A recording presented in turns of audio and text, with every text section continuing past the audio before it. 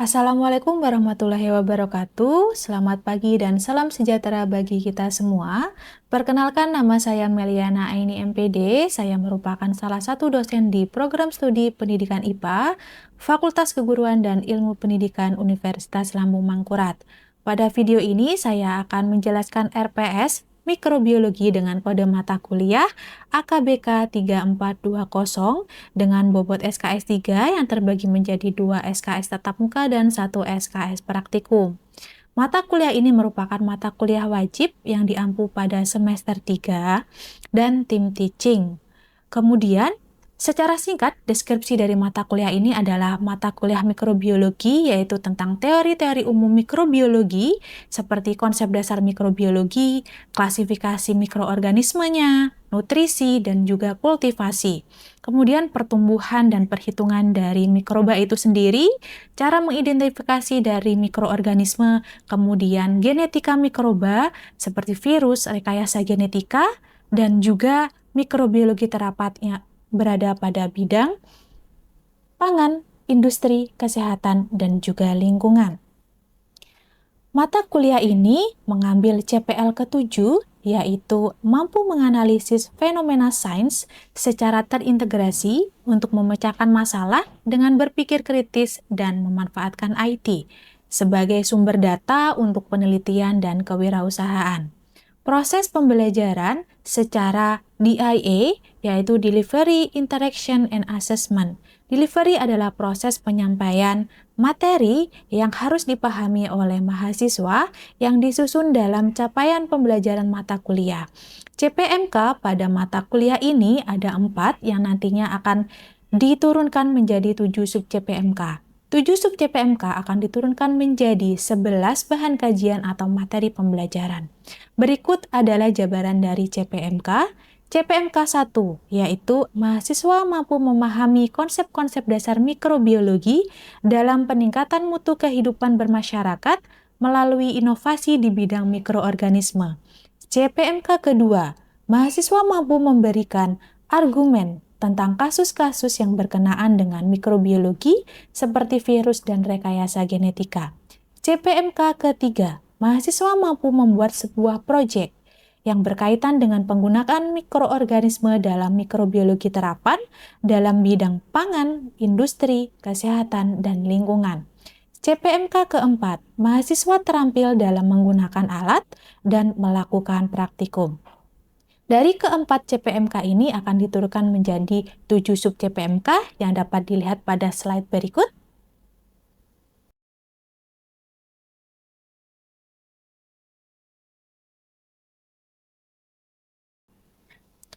Tujuh sub CPMK akan diturunkan menjadi 11 bahan kajian atau materi pembelajaran yang dapat dilihat pada slide berikut.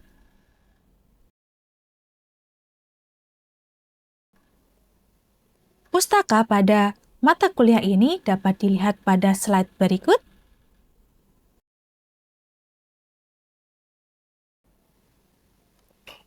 Selanjutnya, interaction. Interaction adalah interaksi antara pengajar dengan peserta didik, di mana di sini dapat dilihat pada model dan metode pembelajaran yang digunakan. Model dan metode pembelajaran yang saya gunakan adalah case-based learning dan juga project-based learning. Dan untuk metode yang saya gunakan adalah ceramah, diskusi, tanya jawab, praktikum. Selain itu, saya juga menggunakan metode secara daring, yaitu dengan menggunakan e-learning yang ada di e-learning ULM untuk memantau progres proyek dari mahasiswa.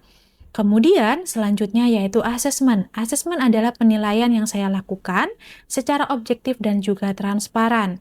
Penilaian ini terbagi menjadi 3, yaitu 30% untuk tugas, 30% untuk UTS, dan 40% untuk UAS. Untuk tugas sendiri terbagi menjadi tugas 1 yang terdapat pada pertemuan 1, tugas kedua yang terdapat pada pertemuan ke-12, dan tugas ketiga yang terdapat pada pertemuan ke-15. pada tugas ketiga, yaitu sebuah proyek. Untuk tugas pertama, di sini di pertemuan pertama, mahasiswa harus membuat replika dari tanah sulfat yang merepresentasikan mikrobiologi yang terdapat pada tanah yang ada di sekitar lingkungannya, yaitu lahan basah. Untuk tugas kedua, pada pertemuan 12, di situ mahasiswa harus membuat literatur review, yaitu tentang fenomena atau kasus yang ada di masyarakat tentang virus dan rekayasa genetika. Kemudian, untuk selanjutnya, untuk proyek, di sini siswa harus melakukan observasi di mikrobiologi terapan baik di bidang pangan, kesehatan, industri, dan juga lingkungan. Memilih salah satu bidang, kemudian setelah melakukan observasi, maka mahasiswa harus membuat artikel dengan template yang sudah disesuaikan. Untuk selanjutnya, saya akan memaparkan video pembelajaran yang saya gunakan. Saya mengambil pada pertemuan pertama dengan sub CPMK mahasiswa mampu menjelaskan konsep dasar mikrobiologi. Dengan penilaiannya, yaitu indikatornya adalah ketepatan mahasiswa dalam menjelaskan konsep dasar mikrobiologi.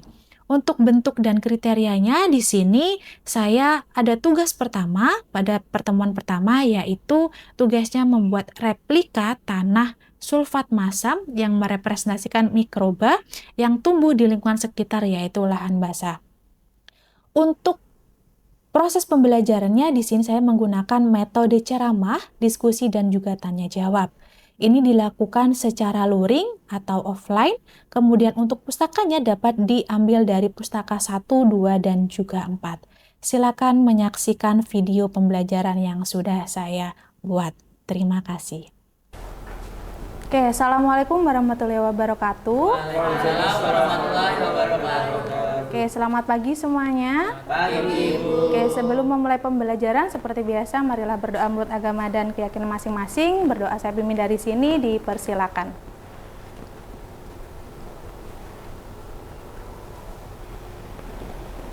Oke, berdoa dapat diakhiri. Oke, hari ini kita akan mempelajari tentang mikrobiologi. Lebih tepatnya ke konsep dasar mikrobiologi. Sebelum kita masuk ke sini, ya flashback dulu dengan materi-materi sebelumnya. Masih ingat pada materi KMH ada berapa kingdom yang kita pelajari? Ada 5. Apa saja? Monera, Protesta, Fungi, Plantae, Animalia. Oke, ada 5 kingdom yang akan kita pelajari, yang sudah kita pelajari di materi sebelumnya. Kemudian menurut kalian dari 5 kingdom itu sendiri, manakah yang menurut kalian bisa masuk dalam materi kita hari ini, yaitu tentang mikrobiologi? Monera, Protesta, sama Fungi. 3 kingdom saja? Iya. Oke, kita cek nanti apakah benar 3 kingdom ini yang masuk dalam pembelajaran di mikrobiologi dasar. Oke, next. Di sini sebelumnya untuk CPL-nya kalian, yang pertama, mahasiswa itu harus mampu menganalisis fenomena sains secara terintegrasi untuk memecahkan masalah dan berpikir kritis, dan memanfaatkan IT sebagai sumber data untuk penelitian dan juga kewirausahaan. CPMK-nya Ibu mengambil CPMK 1, yaitu dapat memahami konsep-konsep dasar mikrobiologi dalam meningkatkan mutu kehidupan bermasyarakat melalui inovasi di bidang mikroorganisme. Sub CPMK-nya mampu menjelaskan konsep dasar mikrobiologi. Ya, jadi untuk tujuan pembelajaran hari ini, yaitu ada 3, yaitu yang pertama harus paham dulu, mahasiswa Ibu harus bisa mengerti mikrobiologi, pengertiannya apa, kemudian bisa menjelaskan objek organisme apa saja sih yang masuk dalam mikrobiologi. Nah, yang tadi sudah Ibu berikan pertanyaan sebelumnya. Kemudian dapat menganalisis mikrobiologi lahan basah melalui diskusi dengan tepat. Kenapa Bu ada mikrobiologi lahan basah? Karena kita hidup di lingkungan lahan basah. Seperti itu ya. Oke, kita masuk di poin pertama, yaitu pengertian mikrobiologi. Sebelumnya Ibu pengen tahu, apakah kalian sudah tahu sih mikrobiologi itu tentang apa sih? Bahas tentang apa? Ada yang bisa menjawab? Makhluk hidup dalam konteks mikroskopis. Oke, makhluk hidup dalam konteks mikroskopis. Ada lagi yang mau menjawab?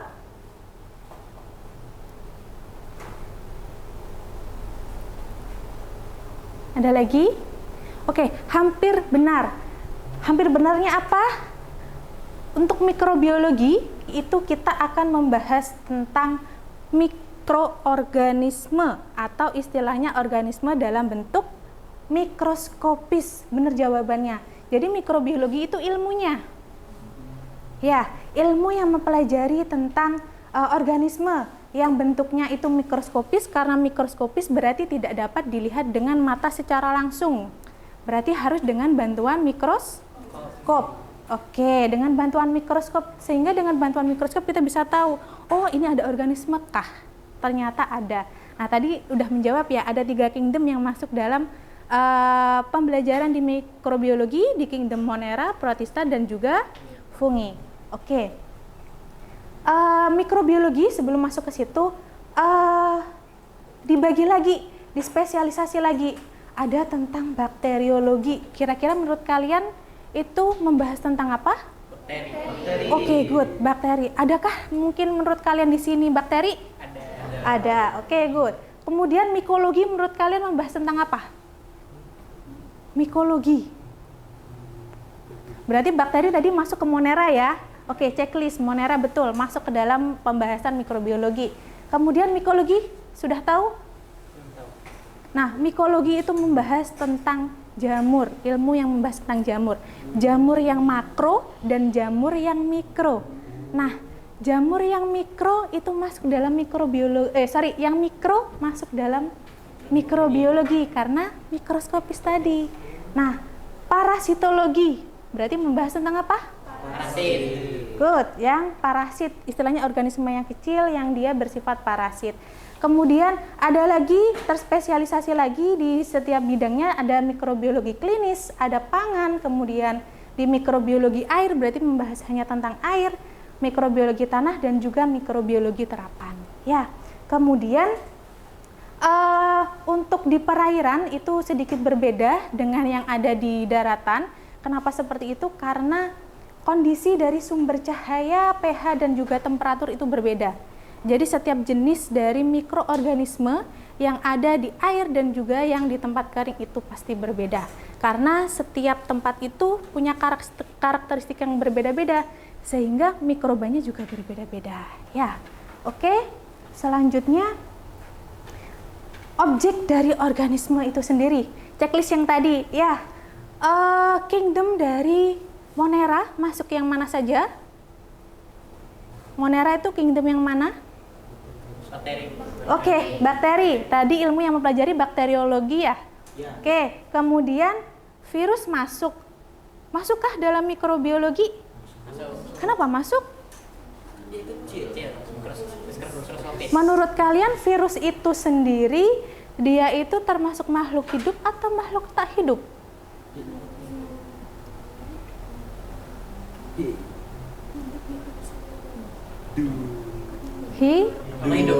Hidup. Yakin?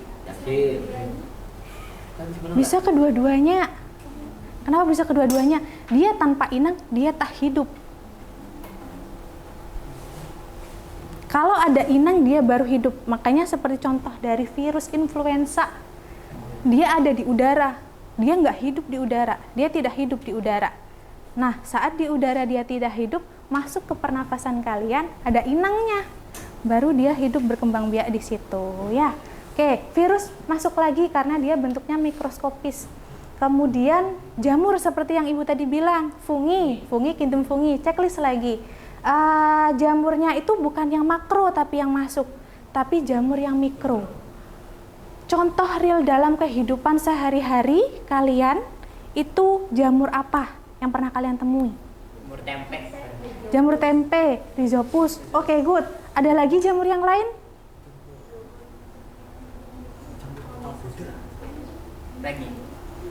Ragi? Ya, ragi tape juga masuk. Kemudian pengolahan roti itu masuk enggak?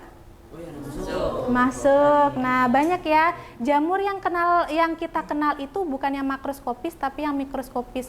Yang biasanya masuk itu dalam istilah kapang dan juga hamir. Ya, kapang.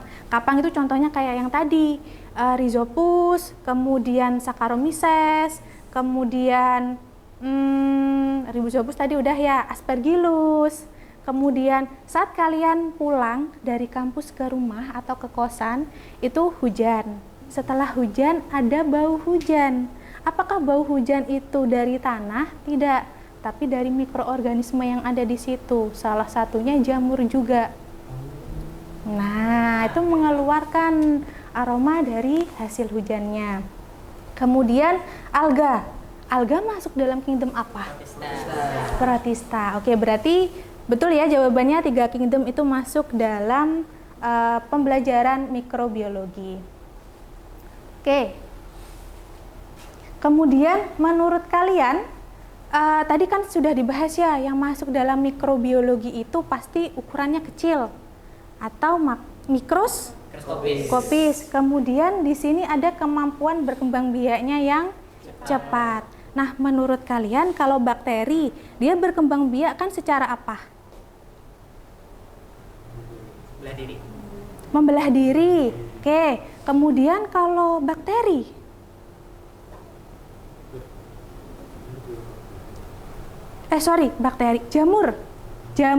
jamur yang kapang. Spora cepat nggak? Cepat. Kemudian kalau alga,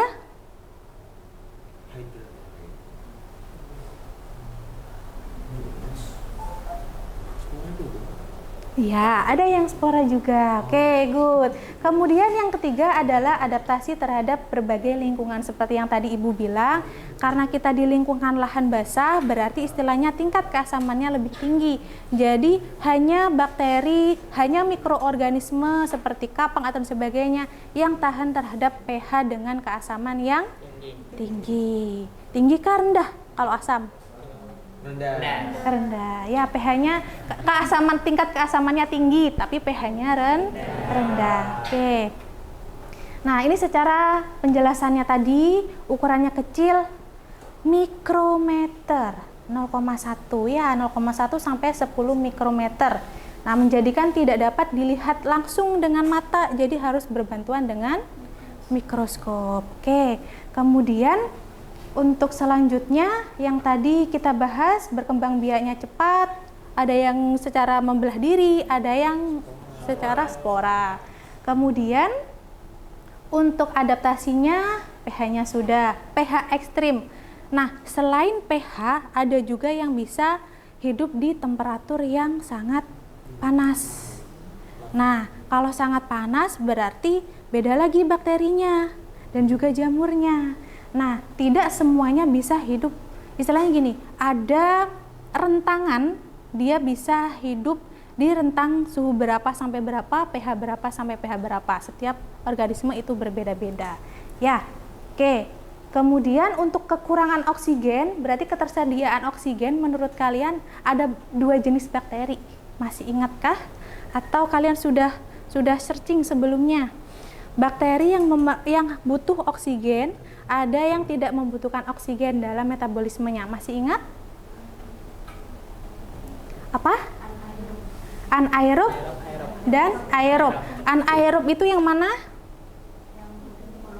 Yang tidak memerlukan oksigen. Oke, good job. Kemudian yang aerob yang memerlukan oksigen. Oke. Kemudian karena kita di lingkungan lahan basah, berarti kita harus membahas mikroorganisme yang ada di lahan basah. Nah, mikrobiologi lahan basah. Nah, berarti yang harus ada di kawasan lahan basah. Nah, perbedaannya berarti dari tadi segi keasamannya, kemudian temperaturnya, jumlah oksigennya itu yang akan kita bahas. Kemudian di mikrobiologi lahan basah, oke, keragamannya banyak sekali. Tadi kan kita membahas cakupan yang ada di mikrobiologi hewannya ada, mikroorganismenya kan ada bakteri, ada virus, ada jamur, ada juga alga. Nah, kemudian yang khusus di kita di lahan rawa, salah satu contohnya yang ada di lahan basah, itu ada mikroba tertentu. Contoh, mikroba peromba bahan organik. Ya, ini ada contohnya. Jadi istilahnya kayu yang sudah lapuk, kan ada kitin, lapisan kitin, ada lapisan yang lainnya, itu pasti dirombak dengan bakteri-bakteri ini untuk diubah menjadi unsur anorganik yang akan dibutuhkan oleh tanaman hidup lainnya. Seperti juga dengan yang ini, penambat nitrogen. Masih ingat siklus nitrogen yang biasanya dibahas dan itu dibutuhkan di dalam bidang pertanian? Nah, ada rhizobium. Masih ingat tumbuhan kacang-kacangan? Ya, dia bersimbiosis di situ. Jadi akarnya kacang polong tuh dia akan ada benjolan-benjolannya, di mana itu adalah hasil dari simbiosis dari rhizobium yang mengikat nitrogen bebas. Jadi kacang-kacangan dia lebih mudah mendapatkan nitrogen dengan bantuan bakteri rhizobium. Oke, selain ini ada lagi. Nah, pelarut fosfat. Nah, fosfat itu dibutuhkan. Kalau Bapak Ibu kalian ada yang di bidang pertanian, pasti pemupukannya ada yang menggunakan fosfat. Nah, selain pemupukannya pakai fosfat, ada yang menggunakan dari bakteri ini. Jadi tidak perlu banyak-banyak menggunakan pupuk yang buatan, tapi dengan bantuan mikroba ini ya. Kemudian ada juga mikroba pereduksi sulfat. Dia juga ada yang mengoksidasi besi dan juga pirit. Nah, kalau sulfat kita di tanah yang tingkat keasamannya tinggi. Sulfat masam itu menyebabkan dari struktur tanahnya itu bersifat asam. Nah, ini nanti bakterinya yang bisa menyeimbangkan tingkat keasaman dari tanah itu sendiri. Jadi di kita masih tetap bisa menanam padi, menanam apalagi selain padi di sini? Jagung. Ada apa lagi? Sawi. Ya, banyak ya. Nah, masih bisa. Walaupun tingkat keasamannya itu dia tinggi. Oke, kemudian ada lagi. Nah, ini bakteri yang terakhir. Ada mikroba metanogen dan juga metanotrof. Nah, dari dua bakteri ini saling berkaitan. Yang metanogen adalah dia menghasilkan metan. Nah, hasil dari bakteri metanogen itu nanti akan dipecah atau dioksidasi oleh bakteri metanotrof menjadi karbon dioksida.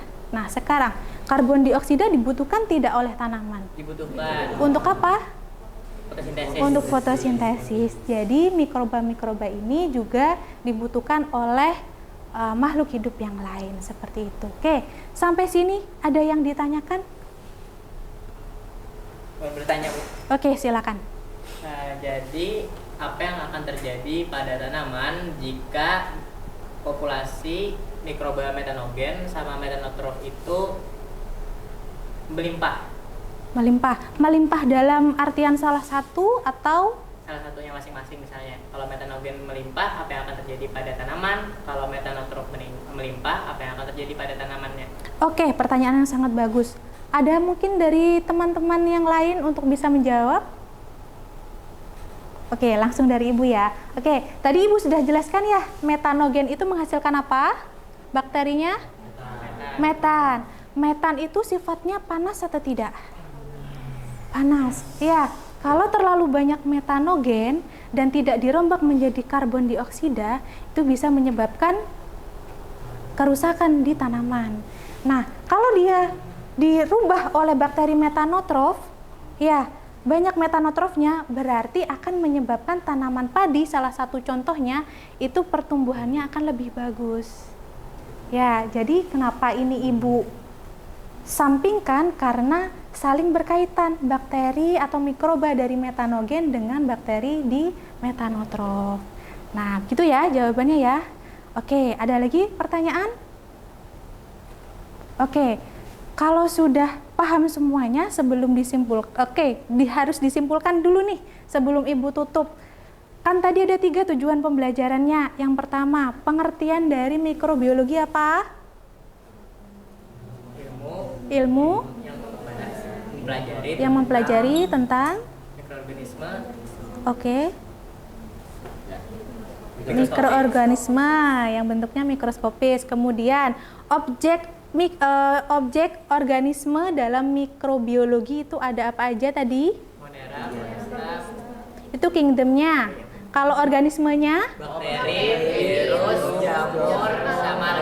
Oke, good job. Kemudian yang terakhir, nah mikrobiologi lahan basah tadi fungsinya ada contoh mikrobiologi apa saja? Mikroba perombak. Mikroba metanogen, metanotrof. Oke. Kemudian reduksi sulfat, good. Fosfat. Oke. Sudah paham semuanya berarti ya. Nah, kesimpulan akhirnya adalah kenapa kita harus membahas tentang mikrobiologi dalam bidang keIPA-an itu sendiri. Selepas dari pendidikan IPA di sini, kalian bisa memahami, oh ada fungsi sekalinya di mikroba-mikroba yang ada di lingkungan sekitar kita. Ya, seperti itu ya. Oke, terima kasih untuk perhatiannya. Kemudian untuk evaluasinya di sini. Nah, untuk pengayaannya ada tugas. Ya, tugasnya adalah kalian harus membuat replika dari tanah masam. Karena kita ada di Kalimantan Selatan. Nah, lahan basah kita itu asam. Nah, buat tanah sulfat masam yang dengan keanekaragaman mikrobanya. Nah, jadi setiap lapisannya itu nanti ada bakteri apa saja. Oke. Kemudian ada alat bahan yang bisa kalian lihat nanti akan Ibu share. Nah, ini tugasnya ya, ada alat bahan, silakan dari alat bahan yang Ibu tuliskan di depan, boleh dipilih salah satu sekreatif kalian. Kemudian langkah-langkahnya juga sudah ada, silakan untuk Nah, ini gambarnya ya, untuk langkah-langkahnya sudah ada, silakan gunakan sekreatif kalian. Ya, sampai sini sudah paham untuk tugasnya? Oke. Terima kasih atas perhatiannya. Ibu tutup untuk perkuliahan hari ini. Ibu akhiri. Wassalamualaikum warahmatullahi wabarakatuh. Waalaikumsalam warahmatullahi wabarakatuh. Terima kasih. Sama-sama. Sekian video pembelajaran dari saya dan terima kasih.